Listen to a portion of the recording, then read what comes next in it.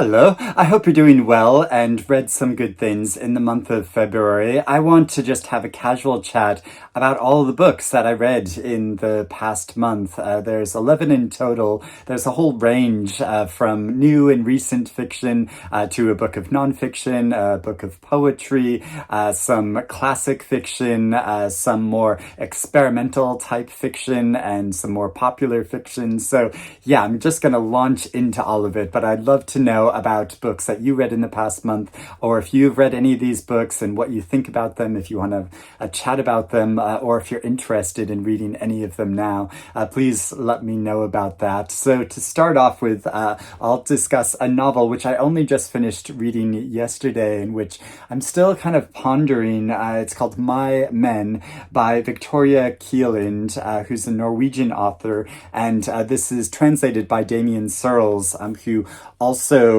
translates the Nobel Prize winning Norwegian author of what's his name? Jan Foss, that's his name, who wrote the Septology trilogy. And yeah, this novel is about the life of America's first female serial killer, or recorded female serial killer, who was a Norwegian woman that traveled to America and changed her name, and was quite brutal in how she killed a number of people. But you don't really get it. This book isn't at all gory or necessarily gory, but it is quite terrifying in that it kind of locks you into this claustrophobic frame of mind that she has, following her throughout her life, and her real shifting emotional state, and how she often feels these feelings of loneliness and alienation, but also about how she has bad faith and bad logic, which leads her to performing some extreme actions. And yeah, it's really fascinating following her story. It's also written in this very highly poetic style, so there were a lot of lines that I just stopped and paused and was thinking about. And so yeah, it's a real curious kind of historical novel and look into the life of a serial killer, but in a really emotionally charged way that I found really effective and powerful. Then I also read Helen Oyeyemi's new novel, Parasol Against the Axe, which is such a great title, though not necessarily such a great cover. It's kind of a bit garish, but I'm not sure really how you could make a cover with a title like this in this novel. But yeah, so this is a very unique book, and if you've ever read anything by Helen Oyeyemi, you know she's an absolute original. Nobody is writing like her. I mean, partially Ali Smith, and she's very inspired by Ali Smith, and I think in turn Ali Smith is very inspired by Helen Oyeyemi. So it is that kind of a lot of play on language. It's not necessarily focused on the central story. So this is about a woman who goes to Prague for a hen weekend, but it's really not as anything you might expect from that, where it's so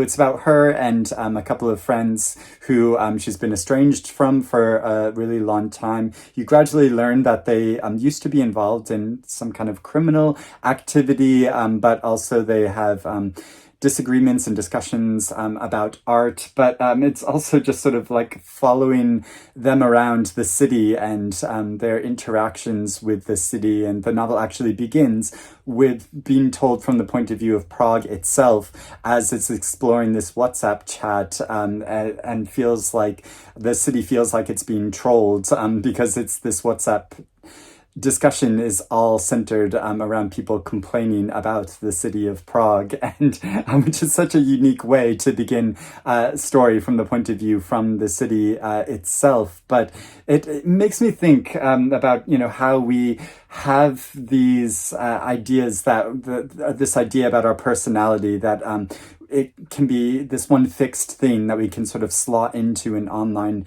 profile, but really we're so much more complex than that, especially when we are out in the world and experiencing and encountering the world and other people, and how that is influencing our behavior and our personality. And that's what it really made me think of. But this isn't a traditional story by any means. It is sort of meandering. There's a lot of tangents, but it's purposefully so. So it feels like she's doing something very different from normal. And so, yeah, if you're looking for a traditional story, then this probably wouldn't be the kind of novel for you. But if you want one that is, yeah, dealing with a lot of like wordplay, but also playing with like narrative itself. There's one whole section about this bookshop where they don't accept currency, but the books are exchanged for other books, and there's a whole like value system based on what sort of book it is, and I found that so pleasurable to read about. So there's real like moments of joys, but there is so much about this book I couldn't really tell you what it's about, and often I felt quite lost, as if I were just drifting around the city myself, kind of encountering bits of stories, but not really understanding the connection between them. So yeah, really original sort of book. I also read this debut novel, River East, River West, which I found so beautiful and powerful. I love how it like draws you into the story with this kind of coming of age tale of a teenage girl who I think she's 14 years old, living in Shanghai, and she just she's enamored by Western culture. Her mother is white, her father is Chinese, but she's never met or known anything about her father. Her mother describes her father as just an anonymous like squirt of sperm, and so we follow her as her mother is marrying a Chinese man, but she highly disapproves of her stepfather, partly because he's like a businessman, so she assumes that her mother is marrying out of convenience, but also because she doesn't want to be tied to Asia anymore. She really wants to move to the United States, and she wants to immerse herself in Western culture. And it's really heartrending following her account and her many acts of rebellion and mistakes she makes, but also it switches to the stepfather's perspective, following his development throughout the 80s and 90s as he becomes a businessman and tries to establish a family. And we follow his journey and how he's kind of haunted by this past of both his personal past and the past of China, but how in the 80s there's this economic boom that seems to suggest a lot of new possibilities. But yeah, how each of them are kind of dislocated and have different ideas of how they want their lives to go, and they feel frustrated by that, and especially how they encounter some prejudice and racism that especially from Westerners who have moved out east, and perceptions of the East, and really the divide between two different cultures. And how it follows that, it's so beautifully written, and really a lot of surprising twists and turns as you follow their stories and get pieces about their lives, but also the life of her mother, Sloane, who has really interesting journey and who is kind of a self-made woman, but is not all that she seems. And it's really fascinating how it does that.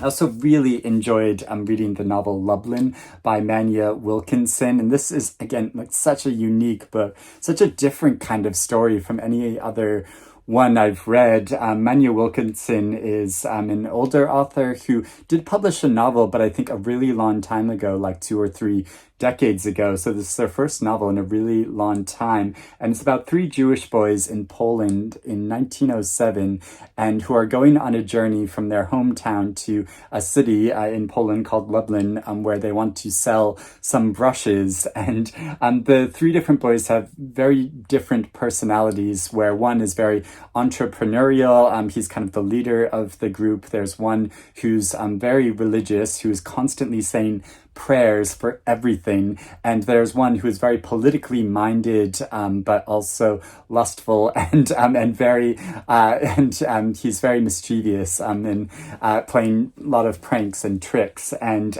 so we follow them on this journey, walking to the city of Lublin, and it becomes increasingly surreal as the story goes, and they encounter a number of people along the way. They get kind of lost, and so they're kind of drifting through time and space in this way, but while also telling jokes and making raunchy anecdotes and having squabbles and fights. And so it's really charming and funny, following their different personalities and how they interact with each other. But it also feels like this story is saying something much bigger about Jewish history and Jewish culture, because they're also very afraid of Russians, and who are the Cossacks, who are anti-Semitic, who have taken up residence in a number of Polish towns. And so they sort of happen into one town called Russia Town, and have a very terrifying encounter. And so yeah, it's a really fascinating book that I just enjoyed reading so much. And I read Naomi Klein's nonfiction book, Doppelganger, which, as I've mentioned in some videos before, I was really drawn to this because Naomi Klein initially wanted to write this book, or didn't want to write it because she became so obsessed by how her online identity has become confused a lot in the past years, with another Naomi who is a feminist and who talks about power structures, and but has very different political views from Naomi Klein. So sometimes she gets a lot of hate messages directed at her that were intended for this other Naomi, and I have sort of personal experience of this, where I was confused online for another Eric Anderson, who wrote a journalistic article about why he thinks men are justified in being promiscuous and how it's just part of their natures. And so for a while I was getting a lot of hate messages from people saying, like, how dare you say that my husband can cheat on me and that it's justified. And for a little while I had no idea where this was coming from and why this was being directed at me and where this originated from. And so I responded to one of these messages once saying, sorry, I have no idea what you're talking about. And she responded saying, there's this article written by Eric Anderson. And then I had to explain, no, that wasn't me, and had to explain this to a number of people that directed a lot of hate messages at me. So yeah, it's kind of about this like online culture and how a lot of political opinions can become really simplified in this online space. But then it branches out to a much larger exploration of our current political and like social state in society, and how we have become so sharply divided in our opinions, and how a lot of people have like walls between them that they,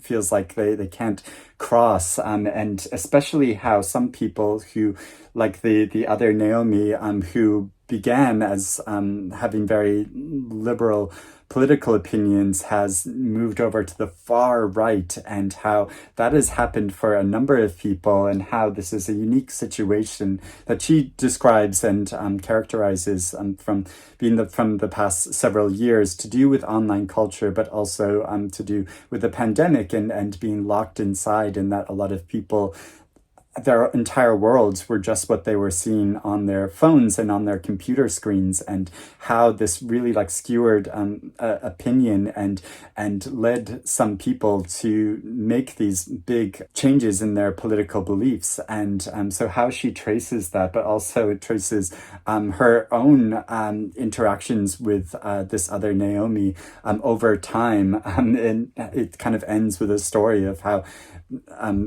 encountering this other Naomi early on in her career. And so it's really surprising where it ends up, but it's so smartly written, and really and she talks about at one point about how in writing and reading about these things, it can all feel a bit like overwhelming. It's like there's so many problems that there can be no solutions. But she mentions at one point how it can be really consoling reading about these things. And so I did find this a very consoling book to read, surprisingly, even though like a lot of what she's describing is very terrifying, and thinking about the state of the world and politics, it is very terrifying, but it is oddly consoling, seeing a very logical way of looking at it and trying to understand it in a much broader context. And so, yeah, this is such an excellent book. And Naomi Klein's such a great writer. I also read Mary Jean Chan's recent collection of poetry, Bright Fear, which I don't read a lot of poetry, but I found myself personally connecting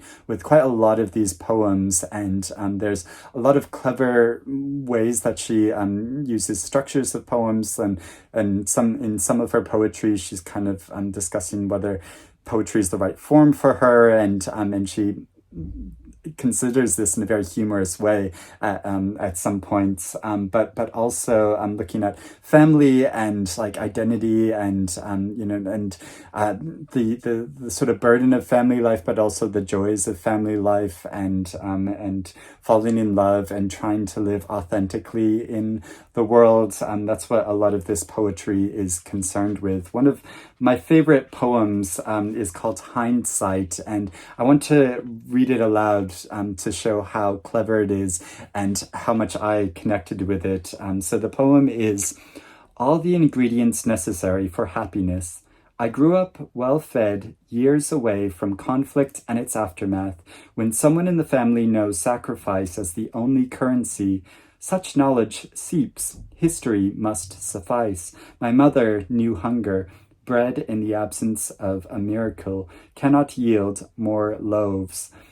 I will give myself the mango stone, save the sweet flesh for someone else.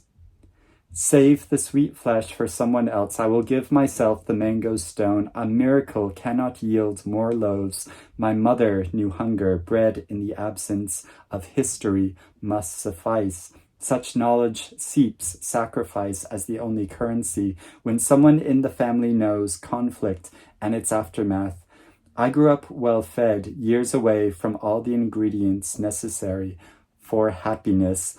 The way this poem reverses and goes back through the lines is such a fascinating way of like thinking about our relationship to our own generation's past and our connections with them, and how we can sometimes have this feeling of guilt that we're here surviving and living in the world and maybe not living up to our family's expectations, but how we are our own independent person and have to persevere in the world. I just found this so beautiful and powerful, and there are many great poems and very clever poems in this collection. So I found it really emotional and impactful, and it just really spoke to me.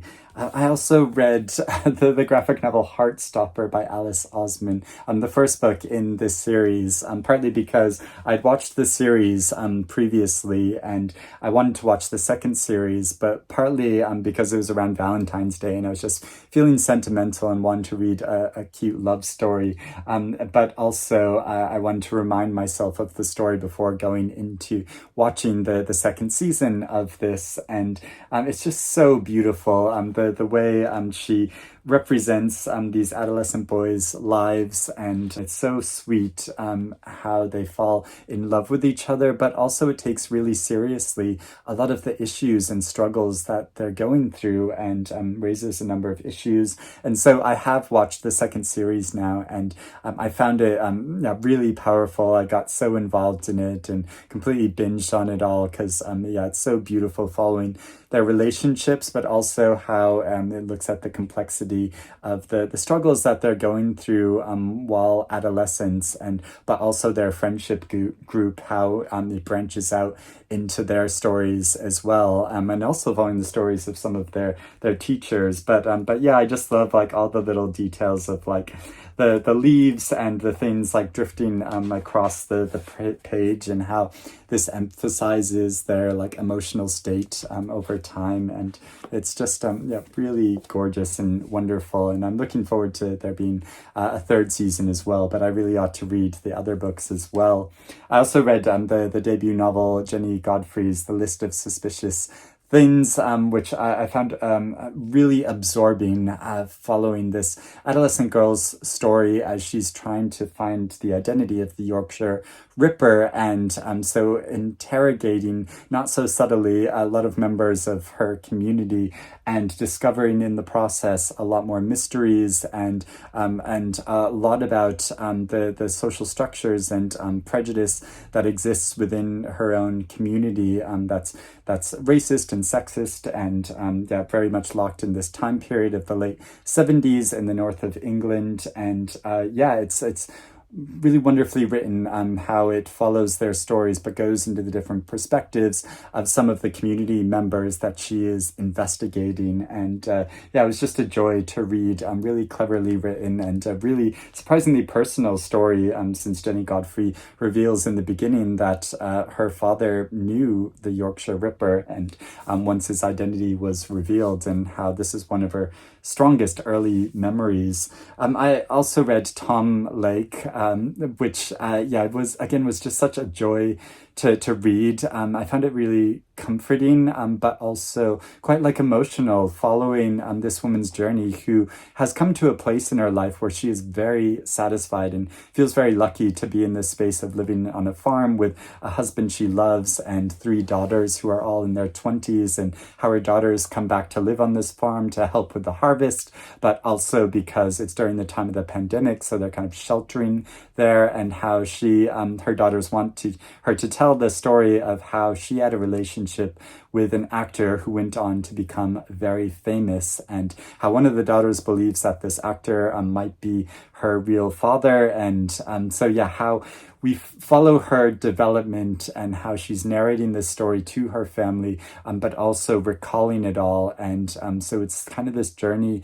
down memory lane for her, but in a really poignant way of showing how she's formed her identity over time. And yeah, and I just found the story really powerful and beautiful. There's not a lot like plot wise. There are some surprising twists and turns along the way, but it's really more about the mood of it and following the development of her identity as a young actress, and then coming into her own as a person and realizing what she really desires in life. And yeah, I just found that absolutely wonderful. With my online book club, I read A Passage to India by Forster, which is 100 years old. It was published in 1924, and this is such a great story that's really powerful. I mean, it's quite like difficult, like initially, because a lot of the characters are so racist and overtly racist in their opinions. And actually the other classic I read is really interesting in that way as well, but it's depicting this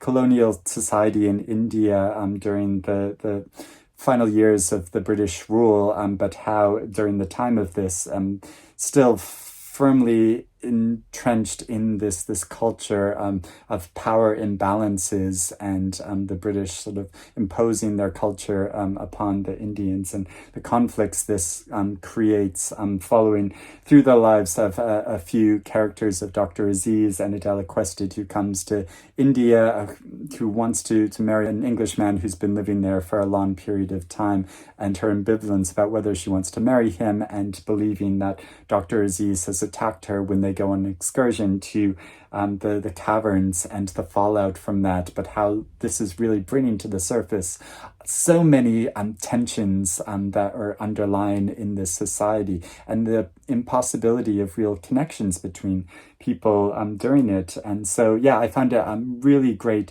powerful read. I think it's kind of a shame in a way that Forster didn't write and publish many novels after this. I mean, he started writing another novel called Arctic Summer, which then Damon Galgate published a novel called Arctic Summer, reimagining Forster's life. And but yeah, even though Forster lived for almost 50 years after the publication of this novel, he didn't publish anything else, but he was such a great writer, the way he creates characters in his novels that are so complex and convincing, and that they have a lot of contradictions to them, and showing their shifting opinions and attitudes and relationships with each other over time. How he traces that in all of his novels is so masterfully done. And I also read The Adventures of Huckleberry Finn by Mark Twain, which I read Tom Sawyer in January, and now read this novel basically in preparation for reading Percival Everett's new novel James, which is his fictional retelling of the life of Jim, the escaped slave in this novel, who is Huckleberry Finn's companion as they travel down the Mississippi River, fleeing their home community for different reasons, and their shifting friendship with each other, and how Huckleberry Finn has a lot of preconceptions about Jim based on race and growing up in this culture of slavery, and his shifting sense of Jim as a human being, but then also seeing him as a slave and as property, and following that is really interesting. And of course, there's a lot of horrible racist language in this because it was used so freely at the time, and so it's really representative of that. And of course, that's difficult to read now, and there are lots of different opinions about the representations in this book, and whether it's you could call it progressive in a way of showing friendship between a white boy and a black man at the time, but you could also say that there are a lot of stereotypes in it which are really reinforcing those stereotypes rather than challenging them. So, you know, I can see a lot of different opinions about this, which I think all equally have merit, and but also reading this, knowing that Percival Everett has written this novel, I could see spaces where the character of Jim, there's so much more to explore about his life. He is really driven by a lot of superstitious beliefs, but also his relationship with Huckleberry Finn changes over time, and it's interesting to see how I think his presentation in this novel is quite like simplistic, but that you could interpret that there's more complexity to Jim than what meets the eye, and that, you know, possibly he's just trying to gratify and placate the people around him because he understands his position. And so, yeah, I'm so interested to see how Percival Everett will explore that. But yeah, really as like a boy's adventure story, I mean, it's quite like pleasurable to read, but also because it is so episodic and following their different encounters along their journey, I found it quite limiting in that way, that I felt like some of these encounters really should have been a whole novel to really understand the complexity and drama of it, but a lot of them are truncated because you know, it's following along to have like different adventures along the way, so it's kind of disappointing in that way. But and I didn't find it fully satisfying, but if I was a boy reading this, you know, I'm sure I would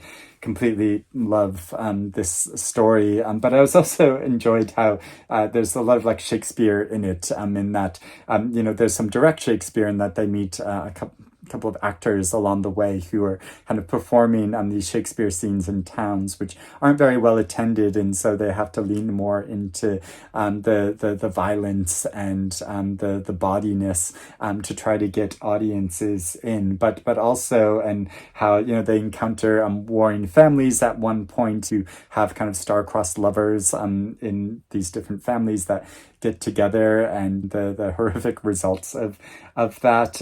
But there's also some gender swapping where Huckleberry Finn dresses up as a girl at one point, as does Tom Sawyer, who he encounters again later on in the novel. But there's also a real obsession with death and pretending to be dead, and partly to try to escape and move to somewhere else, but also it's this kind of like morbid fascination with death as well. So yeah, it was really interesting and often enjoyable reading this book. But I'm so looking forward to Percival Everett's novel now. So those are all the books that I read in the previous month. Like I said, I'd love to know if you've read any of these books, what you think about them, or if you're interested in reading any of them now that you've heard me discuss them. But I'd also love to hear about what you have read in the past month.